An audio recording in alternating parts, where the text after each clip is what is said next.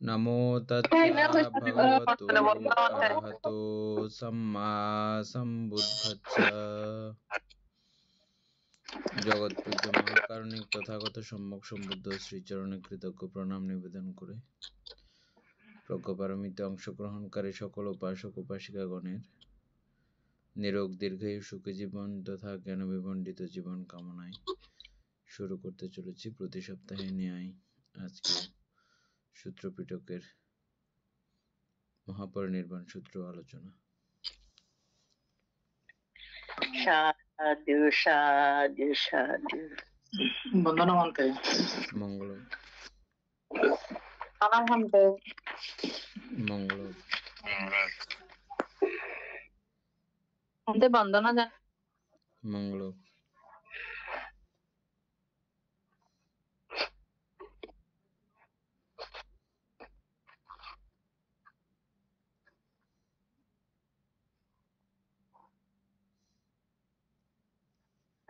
বন্দনমন্তে মঙ্গল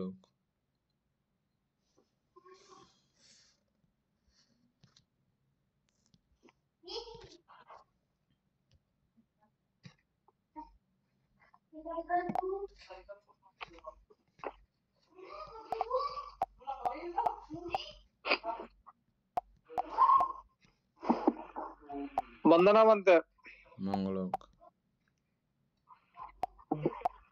আর কত স্টেপ দেয় যায়? বন্দনমন্তে মঙ্গল 47 হ্যাঁ 47 না দাদা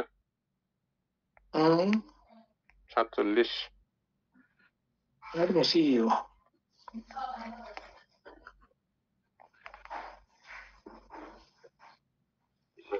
নম্বর দেখি।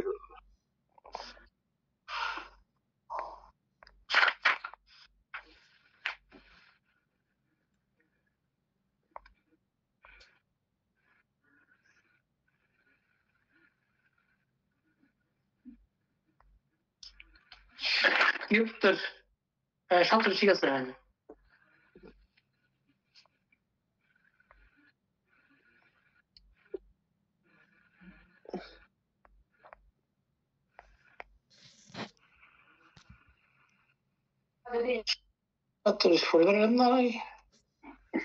বন্দনাবন্তে মঙ্গল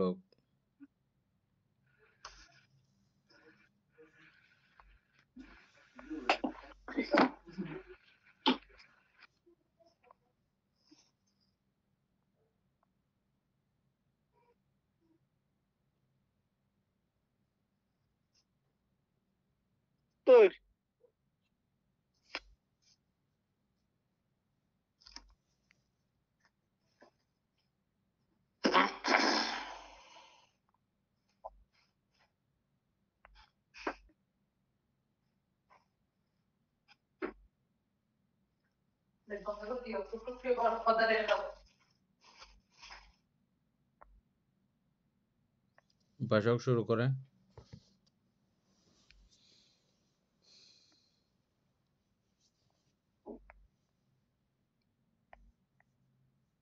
দাদা আমি বলবো।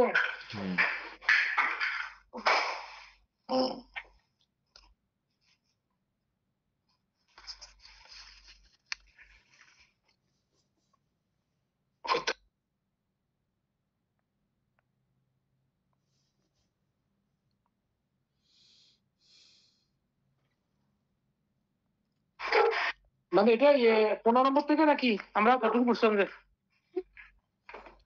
15 নম্বর থেকে পড়েন না।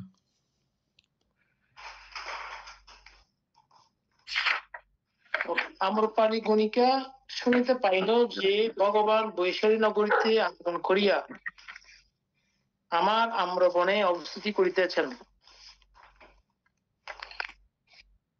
অতঃপর আম্রপালি গণিকা উত্তম উত্তম যানসমূহ যোজনা করাইয়া যানে আরোহণ করত বৈশালী নগর হইতে যাত্রা করিয়া স্বীয় আরামাভিমুখে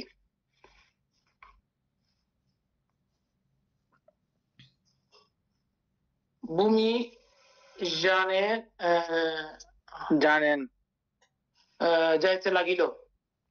জানে গমন উপযোগী ভূমি জানে গিয়া ততপর যান হইতে অবতরণ করত পদব্রজে ভগবানের নিকট উপস্থিত হইল বন্দে বন্দনা মঙ্গল এবং ভগবানকে অভিবাদন করিয়া এক পার্শ্বে উপবেশন করিল।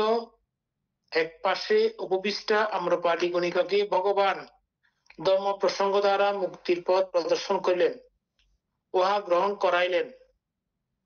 ধর্মাচরণ তৎপর হইবার জন্য সমুত্তেজিত ও সন্তুষ্ট করিলেন।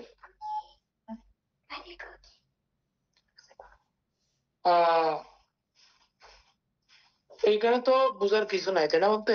না আচ্ছা, অতঃপর আম্রপালি গণিকা ভগবানের ধর্ম উপদেশে মুক্তিপদ দর্শনে উহা গ্রহণ করিলেন।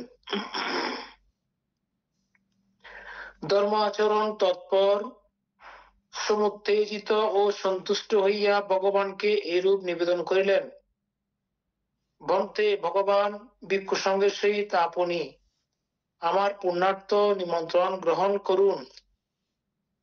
ভগবান মৌনভাবে তাহার নিমন্ত্রণ গ্রহণ করিলেন।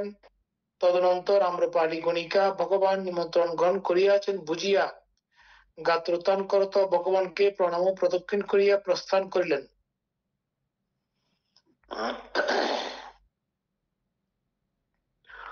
অনন্তর বৈশালীস্থ লিচ্ছবিগণ শ্রবণ করিলেন যে ভগবান বৈশালীতে আসিয়া বৈশালী নগরস্থ আম্রপালির উপবনে অবস্থান করিতেছেন। অতঃপর লিচ্ছবিগণ উত্তম উত্তম যানসমূহ যোজনা করাইয়া যানে আরোহণ করত বৈশালী হইতে যাত্রা করিলেন। লিচ্ছবিগণের মধ্যে কেহ কেহ নীলবর্ণ ছিলেন, নীল বিলেপন লিপ্ত, নীল বস্ত্র ও নীলালঙ্কারে ভূষিত। কোন কোন লিচ্ছবি পীতবর্ণ ছিলেন, পীতবর্ণের বিলেপন লিপ্ত, পীতবস্ত্র ও পীতালঙ্কারে ভূষিত। কেহ বা লোহিত বর্ণ ছিলেন, লোহিত বর্ণের বিলেপন লিপ্ত, লোহিত বস্ত্র ও লোহিত অলঙ্কারে ভূষিত। কেহ বা শ্বেতবর্ণ ছিলেন, শ্বেতবর্ণের বিলেপন লিপ্ত, শ্বেতবস্ত্র ও শ্বেতালঙ্কারে ভূষিত। অতঃপর আম্রপালি গণিকা তরুণ লিচ্ছবিগণের অক্ষের সহিত অক্ষ, চক্রের সঙ্গে চক্র, যুগের সহিত যুগ সংগঠন আরম্ভ করিলেন। ততপর সেই লিচ্ছবিগণ আম্রপালি গণিকাকে রূপ বলিলেন, ওহে আম্রপালি, তুমি কেন তরুণ লিচ্ছবিগণের অক্ষের সহিত অক্ষ, চক্রের সঙ্গে চক্র, যুগের সহিত যুগ সংগঠন করিতেছ? আর্যপুত্রগণ, আগামী কল্য দানময় পুণ্য লাভের জন্য ভিক্ষু সঙ্গের সহিত ভগবান আমা কর্তৃক ভাতের দ্বারা নিমন্ত্রিত হইয়াছেন। ওই আম্রপালি, শত সহস্র মুদ্রা গ্রহণ করিয়া এই ভাতের নিমন্ত্রণ আমাদেরকে ছাড়িয়ে দাও।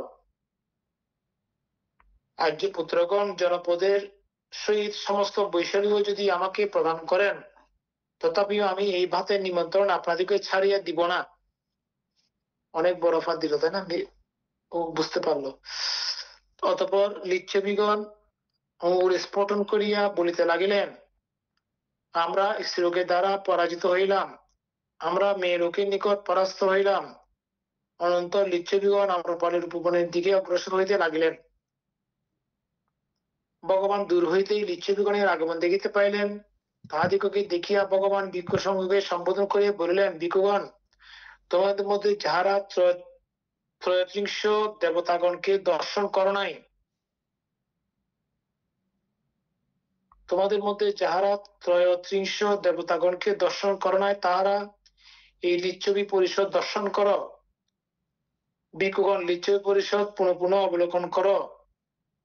ভিক্ষুগণ, লিচ্ছবি পরিষদ ত্রয়োত্রিংশ দেবগণের সদৃশ্য বলিয়া তোমাদের চিত্তে ধারণ করো। মধ্যে এটা কেন বললো এখানে? আচ্ছা, লেখা আছে, পরে দেখেন। ও আচ্ছা আচ্ছা, ব্রেকে লিখছে, ত্রয়োত্রিংশবাসী দেবগণ যেমন অভিরূপ সম্পন্ন, মনোহর ও নীলাদি নানা বর্ণ বিশিষ্ট সেইরূপ এই লিচ্ছবি রাজ পরিষদ ইহাদিগকে ত্রয়োত্রিংশ দেবগণের সমতুল্য বলিয়া পুনঃ পুনঃ দর্শন করো, মনে রাখিও। ভগবান অনেক সূত্রে চক্ষু আদির দ্বারা রূপাদিতে নিমিত্ত গ্রহণ করিতে নিষেধ করিয়া এই স্থলে মহা উৎসাহের সহিত নিমিত্ত গ্রহণে কেন নিয়োজিত করিতেছেন? অধুনা প্রব্রজিত নিরুৎসাহী বিকরণের উৎসাহ বর্ধনের জন্য ও অনিত্যতা হৃদয়ঙ্গম করিবার জন্য।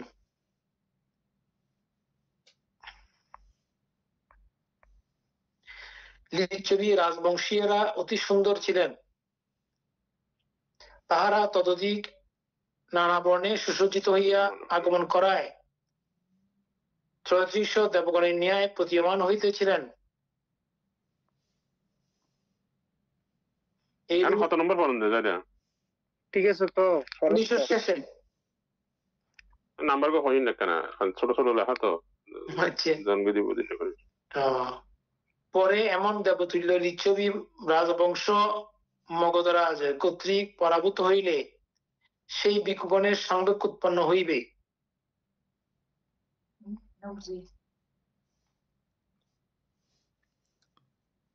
আরো আছে জি।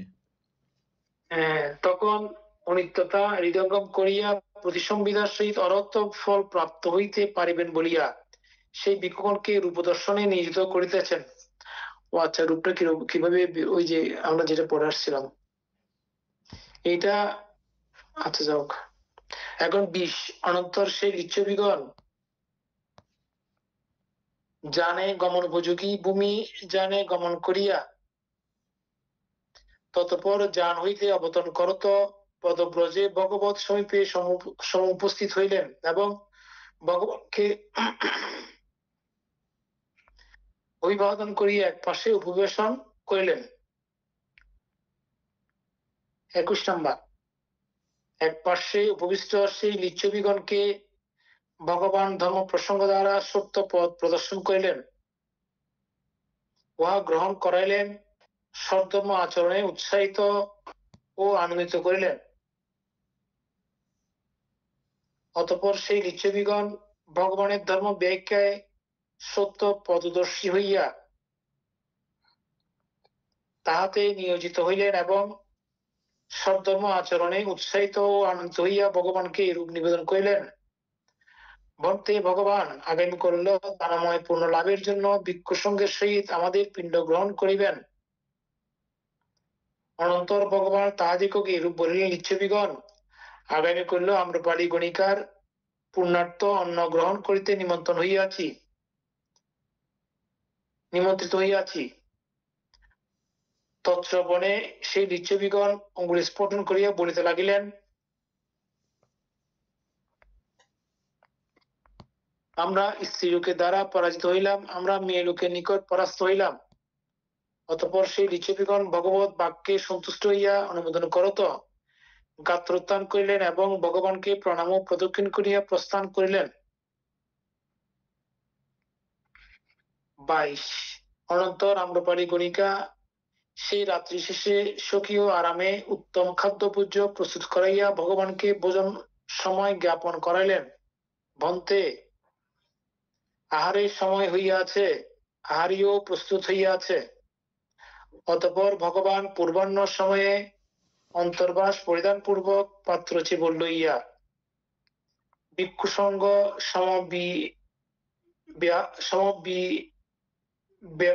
ব্যবহারে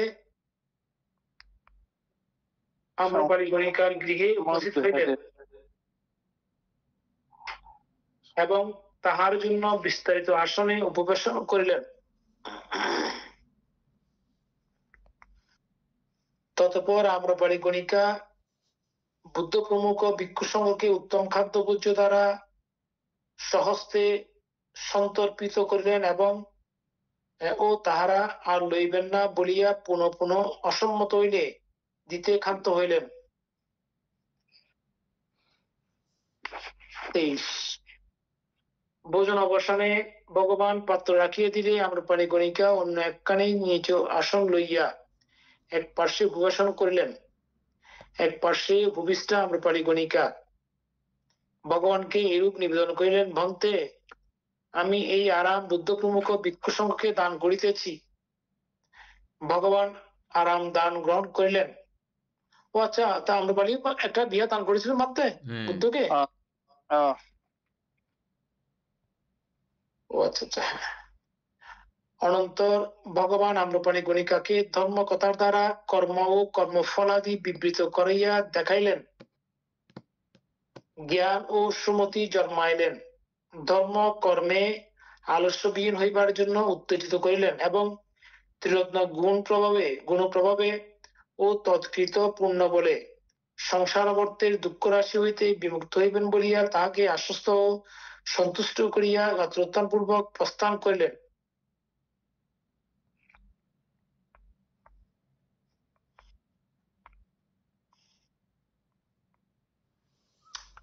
চব্বিশ নাম্বার, ভগবান বৈশালিস্থ আম্রপাড়ির ভুবনে অবস্থিতিকারীয় ভিক্ষুগণের সহিত এই বিষয়ে পুনঃ পুনঃ ধর্ম প্রসঙ্গ করিতেন। এই প্রকার শীল, এই প্রকার সমাধি, এই প্রকার প্রজ্ঞা, দর দিয়ে সম্ভাবিত চিত্ত, কামাশ্রব, ভবাশ্রব, দৃষ্টাশ্রব ও অবিদ্যাশ্রব, এই আশ্রব চতুষ্টয় হইতে সম্যকরূপে বিমুক্ত হইয়া থাকে। দাদা খাই তো।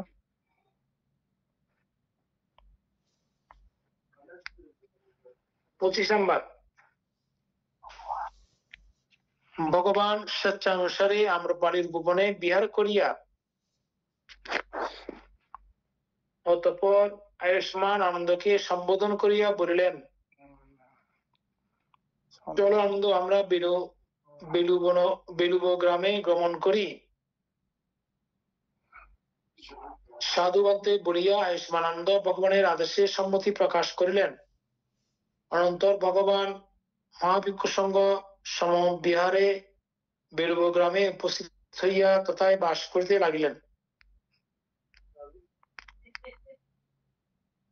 26 নম্বর, ভগবান তথায় ভিক্ষুগণকে সম্বোধন করিয়া বললেন, শোনো ভিক্ষুগণ, তোমরা বৈশালীর চতুর্পার্শ্ববর্তী স্থান সমূহে যথা মিত্র অর্থাৎ আপন আপন মিত্র পরিচিত ও বন্ধু ভিক্ষুগণের নিকট গিয়া বর্ষা যাপন করো।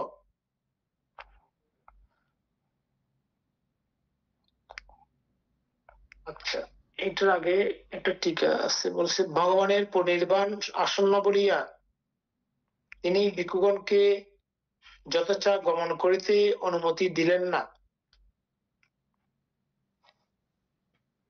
আর 10 মাস মাত্র থাকিয়া তিনি পরিনির্বাপিত হইবেন। ভিক্ষুরা দূরবর্তী স্থানে চলিয়া গেলে পরিনির্বাণ সময়ে উপস্থিত হইতে না পারিয়া অনেকে বিপ্রতিসার যুক্ত হইবেন। মাত্র বিপ্রতিসার মানে মানে সুন্দর শব্দ। হ্যাঁ, হতাশাগ্রস্ত হইবেন আর কি, হতাশা। বেলুব গ্রামেও সকলের অবস্থান সম্ভব হইতেছে না। আপন আপন মিত্র পরিচিত ও বন্ধু ভিক্ষুদের নিকট গমন করিলে সুখে বাস করিতে পারিবেন এবং বৈশালীতে বিজ্ঞান ও সুলভ হইবে। প্রতি মাসে 8 বার করিয়া ভগবানের সমীপে আসিয়া ধর্ম শ্রবণ করিতে পারিবেন বলিয়া ঐরূপ আদেশ করিলেন। আমি অত্র বেলুব গ্রামেই বর্ষা যাপন করিব সাধুবান্তে বলিয়া সেই ভিক্ষুগণ ভগবানের আদেশ মতো বৈশালী চতুর্পার্শ্ববর্তী স্থান আপন আপন মিত্র পরিচিত বন্ধু ভিক্ষুদের সঙ্গে বর্ষা যাপনের জন্য গমন করিলেন। ভগবান তথায় বেলুব গ্রামেই বর্ষা যাপন করিতে লাগিলেন। 27, বর্ষাবাস আরম্ভ হইলে ভগবান সাংঘাতিক রোগাক্রান্ত হইলেন। ভয়ানক মারাত্মক বেদনা উৎপন্ন হইল। তৎকালে ভগবান স্মৃতিমান ও সম্প্রজ্ঞাত থাকিয়া প্রসন্নভাবে কোনো কাতরোক্তি না করিয়া তাহা সহ্য করিতে লাগিলেন। 28 নম্বর, অনন্তর ভগবানের মনে এই ভাব উদয় হইল যে সেবক দিগকে না জানাইয়া ও ভিক্ষু সংঘকে উপদেশ না দিয়া অনুশাসন না করিয়া আমার পরিনির্বাপিত হওয়া উচিত হইবে না।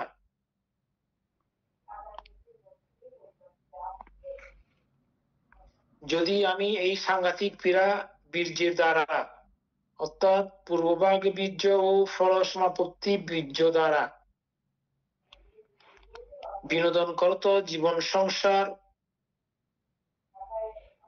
অর্থাৎ দ্বারা মরণাপন্ন জীবন সংস্কার করা জীবন সংস্কার হবে, ঠিক আছে, দ্বারা মরণাপন্ন জীবন সংস্কার করা হয় সেই ফলসমাপত্তি ধর্ম অধিষ্ঠান করিয়া জীবন রক্ষা হয় মতো ফলসমাপ্তি সমাপন্ন হইয়া বিহার করি তবেই উত্তম হয়। নাম্বার 29।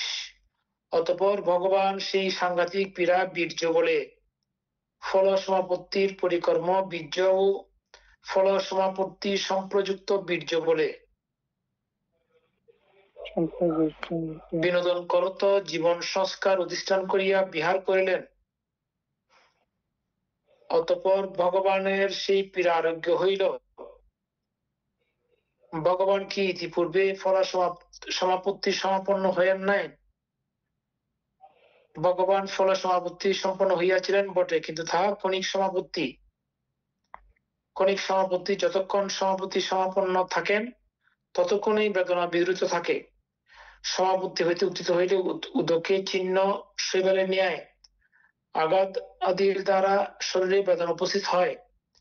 রূপসপ্তক এবং অরূপসপ্তক নিগুল্ম নির্জটা করিয়া মহাবিদর্শন বসে সমাপন্ন সমাপত্তিতে বেদনা সুষ্ঠুতর বিদ্রুত হইয়া থাকে।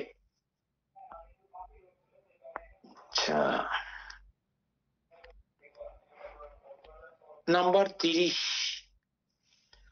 অনন্তর ভগবান আরোগ্য লাভ করিয়া রোগমুক্তির অনতিবিলম্বে বিহার হইতে বাহির হইয়া সূর্যের বিপরীত দিকে বিহারের প্রশস্ত ছায়ায়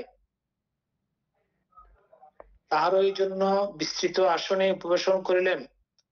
অতঃপর আয়ুষ্মান আনন্দ ভগবত সমীপে উপস্থিত হইয়া তাহাকে অভিবাদন করত এক পাশে উপবেশন করিলেন। আসন গ্রহণ করিয়া তিনি ভগবানকে এরূপ নিবেদন করিলেন, ভন্তে,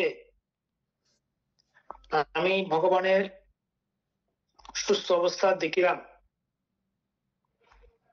বলতে ভগবানের রোগ সহ্য করিবার ক্ষমতাও দেখিলাম, অথচ ভগবানের রোগে আমার শরীর সুরপুরি স্থাপিত লোকের ন্যায় অচল হইয়া আছে। আমি দিক সকল অন্ধকার দেখিতেছি। স্মৃতি উপস্থাপনাদি ধর্ম আমার স্মরণ হইতেছে না, অথচ আমার কিঞ্চিত মাত্র ভরসা ছিল যতক্ষণ ভগবান ভিক্ষুসঙ্গকে লক্ষ্য করিয়া কোন শেষ উপদেশ না দিবেন ততক্ষণ তিনি পরিনির্বাপিত হইবেন না। 31 নম্বর। আনন্দ, ভিক্ষুসঙ্গ আমার নিকট আর কি প্রত্যাশা করে? আনন্দ, আমার কর্তৃক অনন্তর ও বাহির ভাবে ধর্ম দেশিত হইয়াছে,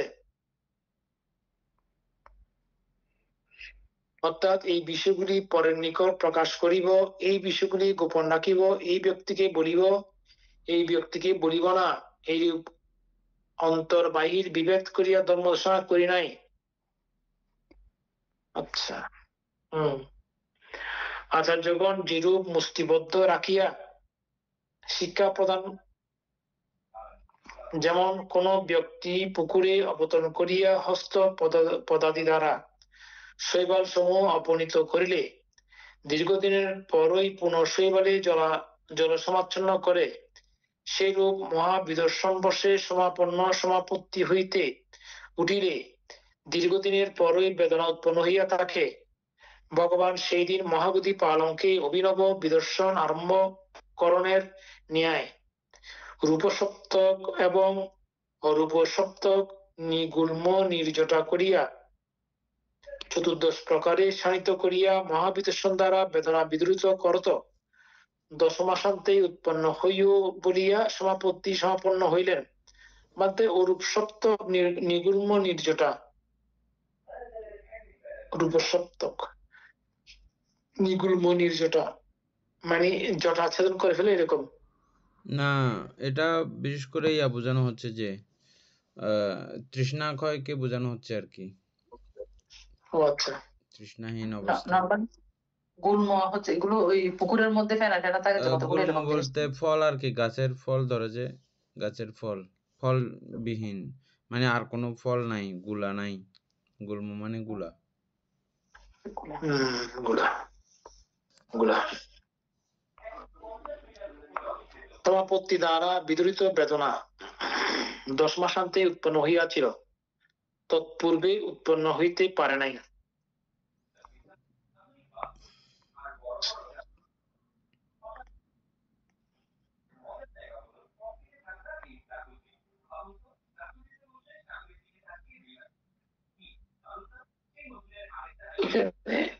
এটা তো আবার আলাদা করে দিচ্ছে কেন?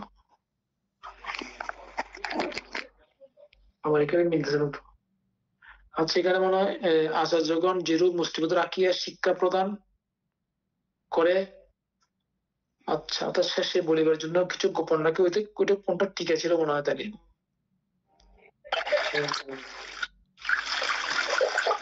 শেষে বলিবার জন্য কিছু গোপন রাখে। আনন্দ তথাগতের ধর্ম বিষয়ে সেরূপ আচার্য মুষ্টি নাই। আচ্ছা, এটা মনে হয় ওইটা ঠিক আমরা পড়ে আসছি যে, হ্যাঁ, হে আনন্দ, যাহার এরূপ অভিপ্রায় আমি ভিক্ষু সংঘ পরিচালনা করিব, অথবা ভিক্ষু সংঘ মম উদ্দেশিক হোক, অর্থাৎ আমাকে উদ্দেশ্য করুক, এরূপ যাহার অভিপ্রায় সেই তো আনন্দ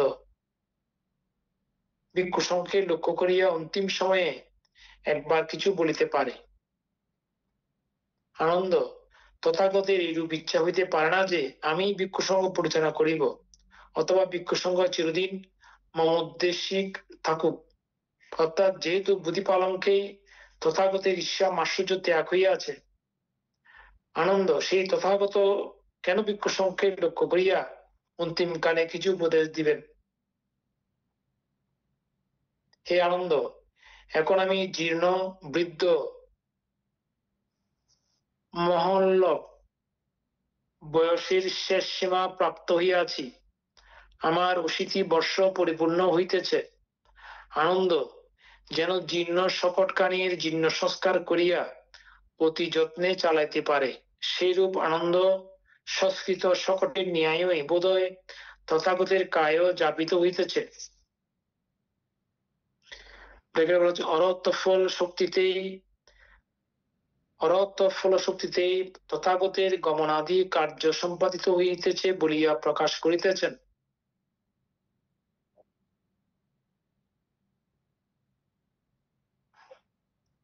হে আনন্দ, যে সময় তথাগত রূপ নিমিত্তাদি সমুদয় নিমিত্তে অমনোযোগী হইয়া,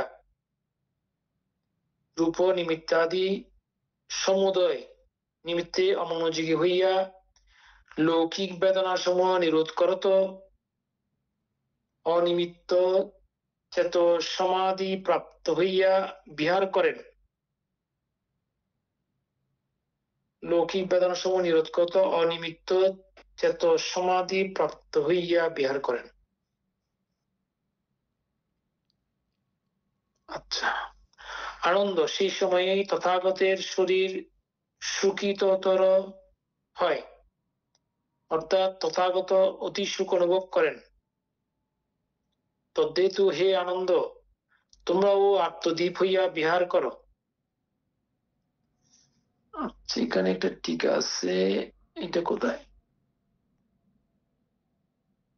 আত্মদ্বীপ বলতে এখানে বলা আছে তোমার ফালিয়ানাথের। আত্মদ্বীপ বলতে বিপাশনা? না, এটা ঠিক আছে, বলতে এখানে পালিতে আছে, বাংলাতে নাই আত্মদ্বীপের এটা টিকাটা। আত্মাদীপাতি মহাসমুদ্রগাতা দীপাং বিয়াত্তানাং দীপাং অতিত্তাং কত্বা বিহারতি। নাই তো এখানে আছে, মনে এখানে পাই না, না বলে নাই তো। না,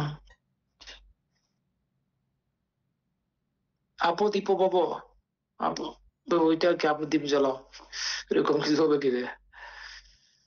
আচ্ছা যাও, আমরা এখানে পড়ি, আত্মস্মরণ ও অনন্য স্মরণ হও, ধর্মদীপ ধর্মস্মরণ অনন্য স্মরণ হও।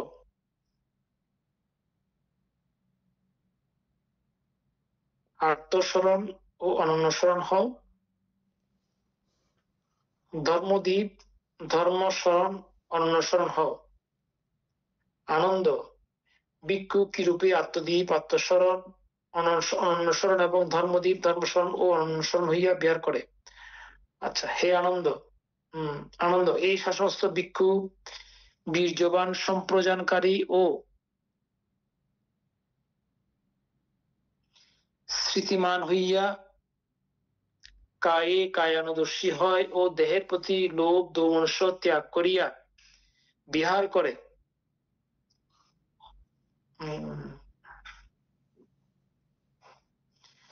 বীর্যবান সম্প্রদানকারী স্মৃতিমান হইয়া বেদনাসমূহে বেদনাদর্শী হয়,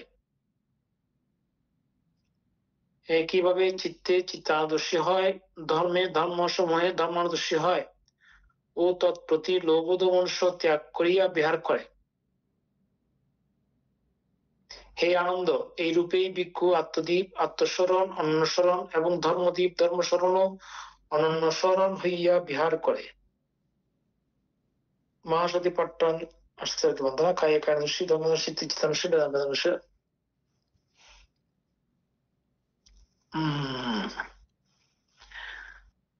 আনন্দ বর্তমান সময়ে বা আমার পরিনির্বাণের পর যাহারা আত্মদীপ আত্মস্মরণ অনন্য স্মরণ হইয়া ধর্মদীপ ধর্মস্মরণ অনন্য স্মরণ হইয়া বিহার করিবে, তাহারাই সমস্ত তমযোগ ছেদন পূর্বক আমার শাসনে অগ্রতম ভিক্ষু হইবে।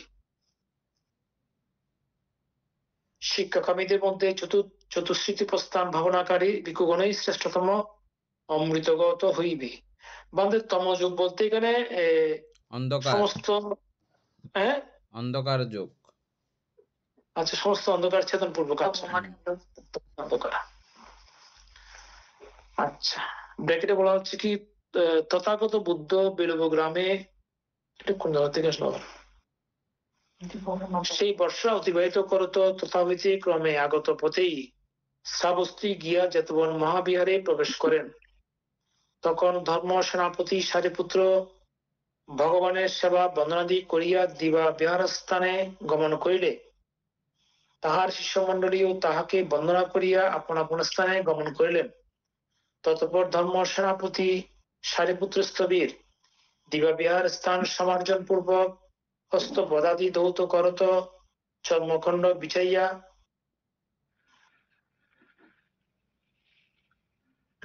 ফল সমাপ্তি ধ্যানে রত হইলেন। আমি বুঝলাম চর্মখণ্ডটা কি। যথা নিয়মে ধ্যান হইতে উঠিলে তাহার এবংবিধ মনোবিতর্ক উৎপন্ন হইল। বুদ্ধ অগ্রে পরিনির্বাপিত হন না অগ্রশ্রাবক? অগ্রশ্রাবক অগ্রে পরিনির্বাপিত হইয়া থাকেন দেখিয়া তিনি স্বীয় আয়ুষ্কার অবলোকন করিলেন। সপ্তাহ মাত্র আয়ুষ্কার আছে দেখিয়া তাহার কোন স্থানে পরিনির্বাপিত হওয়া উচিত তা চিন্তা করতে লাগিলেন। তখন ইহাও জানিলেন যে রাহুল স্থবির দাবলোকে কুণ্ডয়া স্থবির ছদন্ত রদুপরি পরিনির্বাণ প্রাপ্ত হইয়াছেন। আমি কোথায় পরিনির্বাপিত হইলে ভালো হইবে? পুনঃ পুনঃ তা চিন্তা করায় স্বীয় জননী কথা তাহার মনে পড়িল। আমার মাতা 7 জন অরহতের গর্ভধারিণী হইয়াও বুদ্ধ ধর্ম সঙ্গের প্রতি অপ্রসন্ন, তাহার মুক্তির হেতু আছে কিনা আবর্জন অর্থাৎ চিন্তন পূর্বক শ্রোতাপত্তি মার্গ লাভের উপর নিশ্চয় পূর্ব জন্মার্জিত কুশল আছে দেখিয়া পুনঃ কাহার উপদেশে অভিসময় অর্থাৎ মার্গাদিগমন বা মার্গ প্রাপ্তি হইবে চিন্তা করিয়া যাইলেন যে আমার ওই উপদেশে অপরের নহে। যদি আমি স্বীয় জননীর মুক্তির চেষ্টা না করি তবে লোকে বলিবে সারিপুত্র বহু লোকের মুক্তিদাতা বটে, কিন্তু জননীর মিথ্যা দৃষ্টিও ত্যাগ করাইতে সমর্থ নাহেন। সারিপুত্রের সমুচিত সূত্র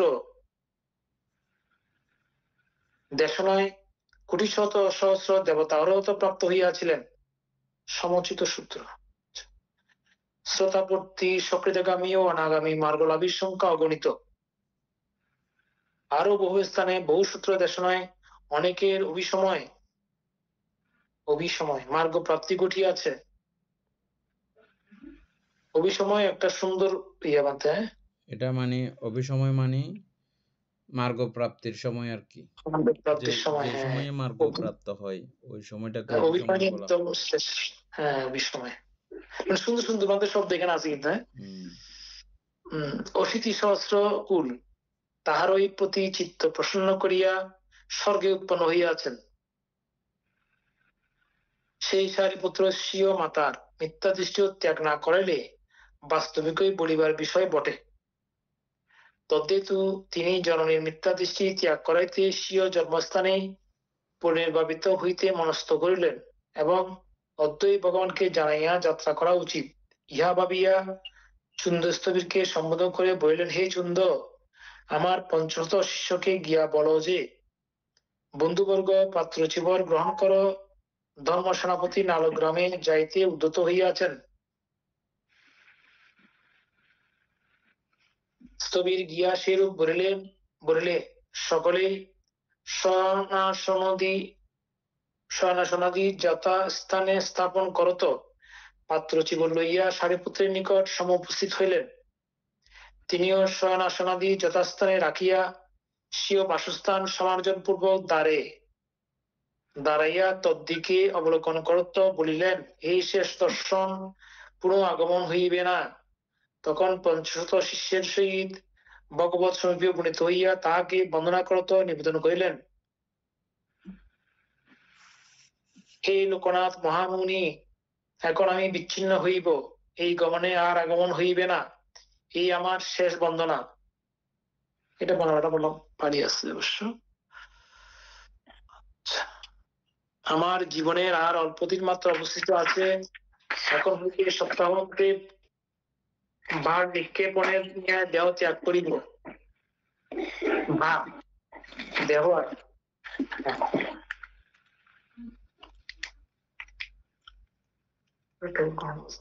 বন্ধে ভগবান অনুজ্ঞা করুন, হে সুগত, অনুমতি দিন। আমার আয়ু সংস্কার ত্যাগ হইয়াছে, এখন আমার পরিনির্বাণের সময়। বুদ্ধগণ কাহাকেও পরিনির্বাপিত হও, ইহা বলিলে মরণের বর্ণনা।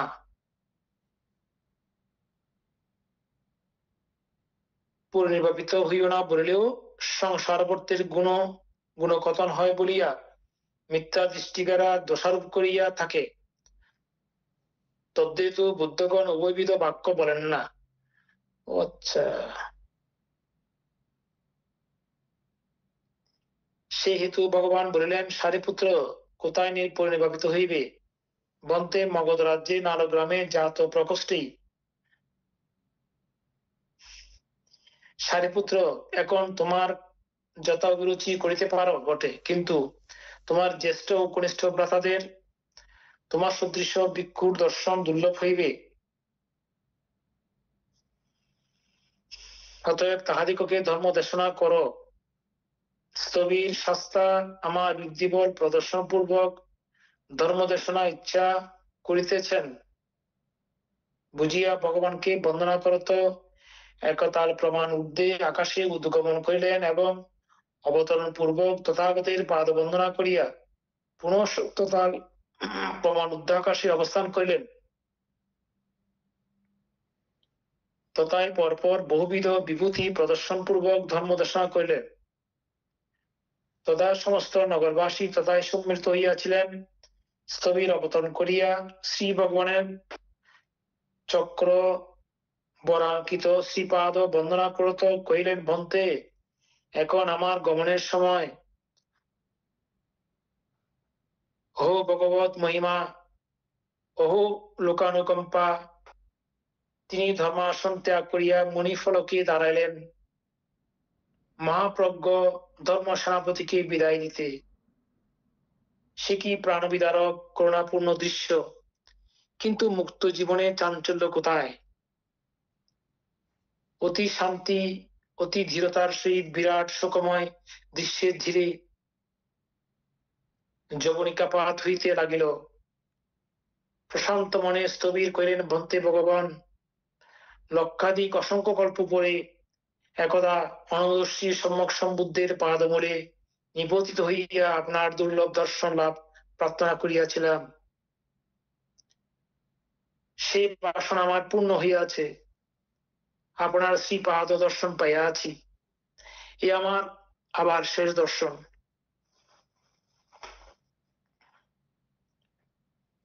রক্ত কাঞ্চন নিব সমুজ্জ্বল নত নর্ত দশটি সন্নিবেশ করত সমাদর সগর সকারক কীর্তাঞ্জলি হইয়া যতক্ষণ ভগবান দৃষ্ট হইতেছিলেন ততক্ষণ পিছু পাইয়া গিয়া আবার সর্বাঙ্গ লুটাইয়া শেষ বন্দনা করিলেন।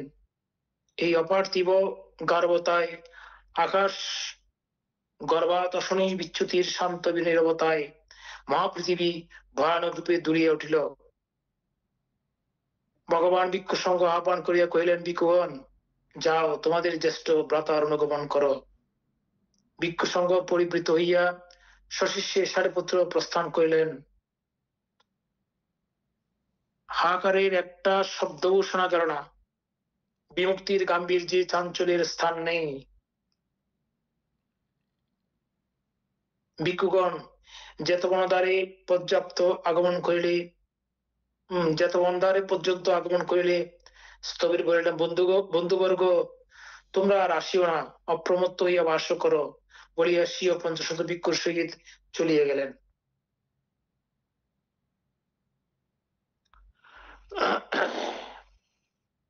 সমাগত মহাপরগণ আর্য ইতিপূর্বে অন্যত্র গেলে পুনঃ আগমন করিতেন, কিন্তু এখন যে যাইতেছেন আর তো ফিরিয়া আসিবেন না বলিয়া রোদন করিতে করিতে তাহার পশ্চাতে যাইতে লাগিলেন। স্থবির বন্ধুবর্গ আর আমার অনুগমন করিও না, অপ্রমত্ত হইয়া বাস করো, সংস্কার মাত্রই এই পরিণাম বলিয়া তাহাদিগকে ফিরিয়ে দিলেন।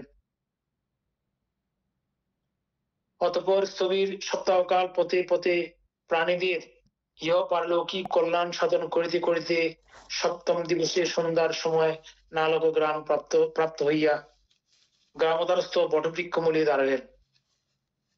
তখন উপরে বত নামক স্থবিরের ভাগিনা বহিগ্রামে যাইবার সময় স্থবিরকে দেখিতে পাইল এবং সমীপবর্তী হইয়া প্রণাম করত দাঁড়াইল। স্থবির তাহাকে বলিলেন, তোমার মাতামহী ঘরে আছেন কি? হ্যাঁ বলতে আছেন। তো বাড়ি গিয়া আমাদের আগমন সংবাদ জ্ঞাপন করো।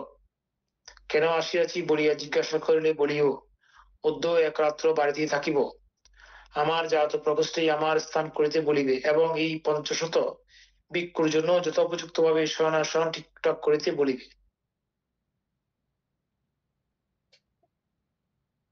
উপরে গত তাড়াতাড়ি বাড়ি গিয়া বলিল, আর্য মাতুল আসিয়াছেন, মাতুল আসিয়াছেন। এখন কোথায়? গ্রামোদ্ধারে। একা না কেউ সঙ্গে আছে? পঞ্চশত ভিক্ষু সঙ্গে আছেন। কেন আসিয়াছে জানো কি? তখন সে উক্ত বিষয় বলিল। ব্রাহ্মণী, আমি কি করিয়া এতগুলি শয়নাসন প্রস্তুত করিব? সেই যৌবনে প্রব্রজিত হইয়া এখন বৃদ্ধকালে গৃহ হইতে বাড়ি আসিতেছে ইত্যাদি বলিতে বলিতে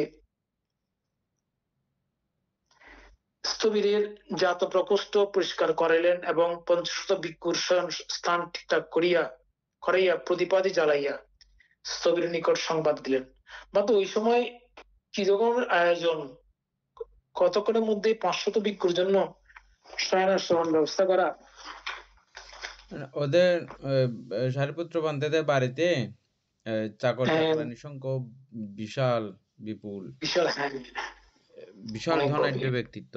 80 কোটি হুম, স্থাবর ও স্থাবর সম্পদের মালিক। মালিক ছিলেন। ওটা আমাদের নালন্দার ওই পাশে না আমাদের হ্যাঁ। ওইটা নালন্দা বিশ্ববিদ্যালয়ের। হুম। আচ্ছা। স্থবির শিষ্যবর্গের সহিত প্রাসাদে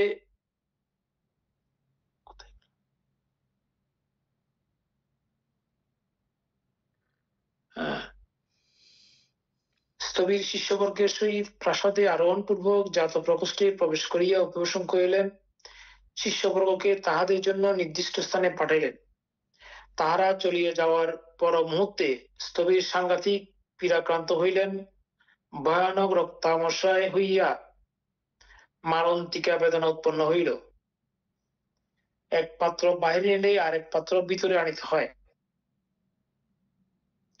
ব্রাহ্মণী স্বীয় বাসভবনের দাঁড়াইয়া বলতে লাগিলেন, আমার পুত্রের কাণ্ড আমার আদৌ পছন্দ হইতেছে না।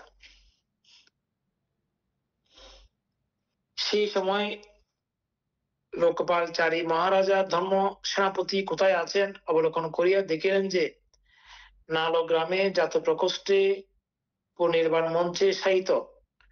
তদ্দর্শনে তাহার আগমন করত স্থবিরকে বন্দনাদি করিয়া দাঁড়ালেন।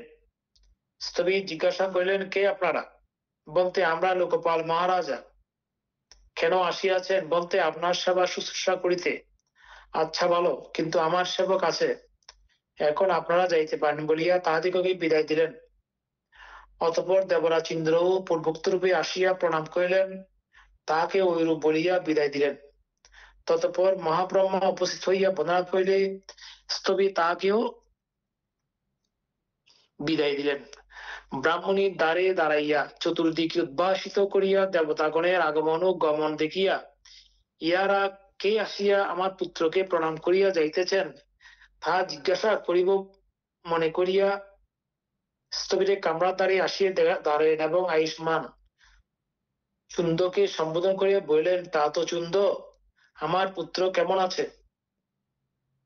আয়ুষ্মান চুন্দ তাহাকে প্রত্যুত্তর দিয়া স্থবিরকে নিবেদন করিলেন, বন্তে মহা উপাসিকা আসিয়াছেন। স্থবির অসময়ে কেন আসিলেন বলিলে ব্রাহ্মণে বলিলেন, তা তো তোমাকে দেখিতে আসিয়াছি। তা তো প্রথমে কাহারা আসিয়াছিলেন? উপাসিকে লোকপালচারী মহারাজা। তা তো তুমি কি লোকপাল মহারাজগণ হইতেও শ্রেষ্ঠ? উপাসিকে উহারা তো আরামিকের অর্থাৎ বিহারস্থ ছেলের মতো।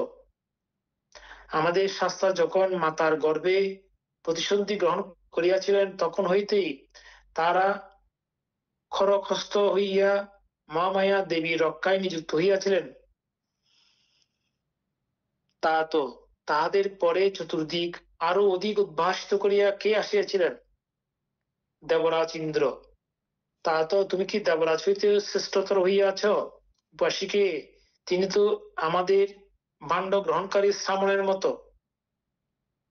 আমাদের শাস্তা ৩৩ পুর হইতে অবতরণ করিবার সময় তিনি পাত্র চিবুর গ্রহণ করিয়া ভগবানের পশ্চাৎ পশ্চাৎ অবতরণ করিয়াছিলেন। তা তো তারপরে চতুর্দিক আরো অধিক উদ্ভাসিত করিয়া কে আসিয়াছিলেন? উপাসিকে আপনার ভগবান ও শাস্তা মহাব্রহ্মা। তা তো আমার ভগবান মহাব্রহ্মা হইতেও তুমি মহত্তর।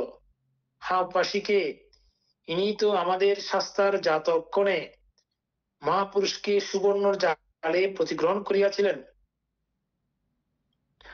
অতঃপর ব্রাহ্মণী ভাবিতে লাগিলেন, আমার পুত্রের অনুভব এত দূর। আমার পুত্রের অনুভব, এটা একটা সুন্দর শব্দ, এত দূর। না জানি আমার পুত্রের যে শাস্তা ভগবান তার অনুভব কিরূপ। ইহা চিন্তা করায় হঠাৎ তাহার পঞ্চবিধা প্রীতি উৎপন্ন হইয়া সমস্ত শরীর উৎফুল্ল হইল। স্থবির বুঝিলেন স্বীয় জননীর প্রীতি সৌমনস্য উৎপন্ন হইয়াছে, এখন ধর্ম দেশনার উপযুক্ত সময়। তখন স্থবির জিজ্ঞাসা করলেন, মহাপুষিকে আপনি কি ভাবিতেছেন? ব্রাহ্মণী বলিলেন, আমার পুত্রের এই গুণ তাহার যে শাস্তা না জানে তাহার গুণ আরো কত অধিক। তখন স্থবির বলিতে লাগিলেন, মহাপুষিকে আমার শাস্তার জাতক্ষণে মহাবিনিষ্ক্রমণ সময়ে, সম্বুধি লাভক্ষণে এবং ধর্মচক্র প্রবর্তন সময়ে 10,000 লোকধাতু কম্পিত হইয়াছিল। লোকধাতুর একটা টিকা আছে এখানে।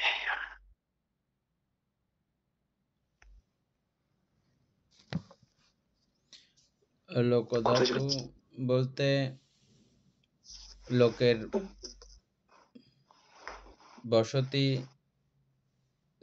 বসতি গ্রহগুলো আর কি, স্থানগুলো। হ্যাঁ, আচ্ছা। শীল সমাধি প্রজ্ঞা বিমুক্তি ও বিমুক্তি জ্ঞান দর্শনে তাহার সমান আর কেহই নাই বলিয়া, ইহা বলিয়া তিনি ইতিপিসো ভগবা আরহাং সাম্মা সম্বুদ্ধ ইত্যাদি বিস্তারে বুদ্ধগুণ প্রতি সংযুক্ত ধর্মদেশনা আরম্ভ করিলেন।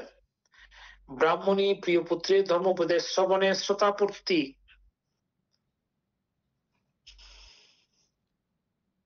ফলে প্রতিষ্ঠিত হইয়া পুত্রকে বলিলেন, তা তো উপদিশ্য, কেন এমন করিলে?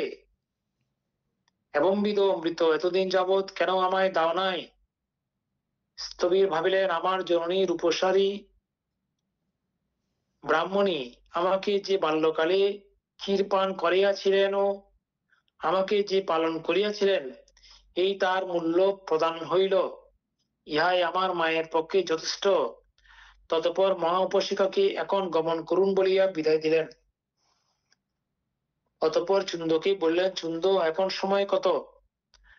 বলতে বলবৎ প্রত্যুষকাল। তাহলে ভিক্ষুসঙ্গ সমবেত করাও। চুন্দ নিবেদন করিলেন, বন্তে ভিক্ষুসঙ্গ সমবেত হইয়াছেন, তাহলে আমাকে ধরিয়া বসাও।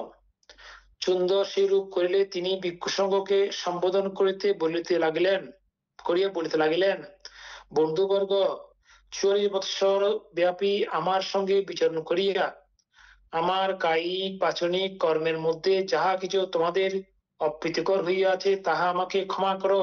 ওহো। তৎশ্রবণে তাহারা বলি উঠলেন, অন্তে এতদিন আমাদিগকে ছায়ার ন্যায় রাখিয়া বিচরণকালীন আপনার কোনো বিষয় আমাদের অপ্রীতিজনক হয় নাই, আপনি আমাদেরকে মার্জনা করুন।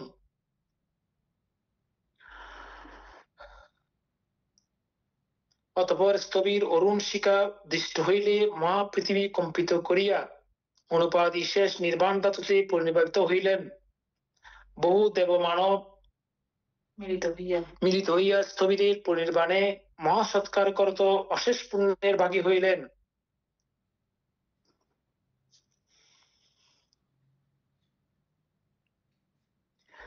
আয়ুষ্মান চুন্দ স্থবিরের পাত্র চিবরু ধাতুসমূহ যেতবনে নিয়া আয়ুষ্মান আনন্দের সহিত ভগবানের নিকট সমুপস্থিত করিলেন। ভগবান সারিপুত্রের ধাতুসমূহ হস্তে লইয়া পঞ্চস্থ গাতা দ্বারা স্থবিরের গুণ পরীক্ষা করিলেন এবং তাহার ধাতুচিত্র নির্মাণ করাইলেন। ততপর ভগবান আনন্দকে রাজগৃহে আগমনের ইচ্ছা জানাইলে তিনি ভিক্ষু সঙ্গে তাহা জ্ঞাপন করিলেন। অতঃপর ভগবান মহাভিক্ষু সঙ্গ সমবিহারে রাজগৃহে আগমন করেন। তথায় আয়ুষ্মান মহামৎকলায়ন পরিনির্বাপিত হন। ভগবান তাহারও ধাতু সমূহ গ্রহণ করাইয়া চৈত্যে নিধান করাইলেন। ততপর রাজগৃহ হইতে যাত্রা করিয়া ক্রমশ গঙ্গাভিমুখে গিয়া উজ্ঞাচলে আগমন করেন। তথায় গঙ্গা তীরে ভিক্ষু সঙ্গে পরিবৃত্ত হইয়া উপবেশন করত অগ্রশ্রাবক সারিপুত্র মৎকলায়নের পরিনির্বাণ প্রতি সংযুক্ত সূত্র দেশনা করেন। অতঃপর ভগবান উজ্ঞাচল হইতে যাত্রা করিয়া বৈশালীস্থ মহাবনে কুটাগারশালায় আগমন করেন এবং তথায় ভিক্ষু সঙ্গের সহিত বাস করিতে থাকেন। দ্বিতীয় অধ্যায় সমাপ্ত। কুটাগারশালা গোস্বিনী নামক জনৈক উপাসক বৈশালীর দুরন্ত এক প্রকাণ্ড শালবন বিহারে নির্মাণপূর্বক দান করিয়েছেন ক্ষুদ্র ষোলোটা। আচ্ছা, মধ্যে দ্বিতীয় সমাপ্ত। সদ্ধর্মপ্রাণ প্রিয় উপাসক উপাসিকা বৃন্দ, এতক্ষণ যাবৎ আমরা মহাপরিনির্বাণ সূত্র শ্রবণ করছিলাম, আলোচনা করছিলাম। এই সূত্র এমনভাবেই হয়েছে, খুব গভীর মনোযোগে শ্রবণ করলে বা আবৃত্তি করলে মনে হয় সেই বুদ্ধের সময়কালীন সময়েই আমরা অবস্থান করছি বলেই অনুমেয় হয়। এরকম ভাবধারায় যারা এই বইটি পঠন পাঠন করেন তারা অপ্রমেয় পুণ্যের অধিকারী হন। আমরাও এই মুহূর্তে অপ্রমেয় পুণ্যের অধিকারী হয়েছি এবং জ্ঞানের অধিকারী হয়েছি। এই পুণ্যরাশি অনন্ত চক্রবাসী সত্যগণকে দান করছি, গুরুভান্তিদিগকে দান করছি, মাতা পিতাগণকে দান করছি এবং যারা আমাকে প্রতিনিয়ত ধর্মচর্চায় সহযোগিতা করছেন তাদেরকে এই পুণ্যরাশি দান করছি। যারা প্রতিনিয়ত আমাকে চার প্রত্যাদি দান করেন তাদেরকে এই পুণ্যরাশি দান করছি। এই পুণ্যের কাছে আমরা প্রত্যেকেই প্রার্থনা করব নির্বাণ লাভ অবধি অসৎ ব্যক্তি, মূর্খ ব্যক্তি, পাপমিত্র সংসর্গ লাভ না করে সদা সর্বদা জ্ঞানদর্শী কল্যাণ মিত্রের সান্নিধ্য সংসর্গ লাভ করতে সক্ষম হই। এইরূপ সাধু কামনা পোষণ করে আজকের মতো ক্লাস এখানেই সমাপ্ত করছি।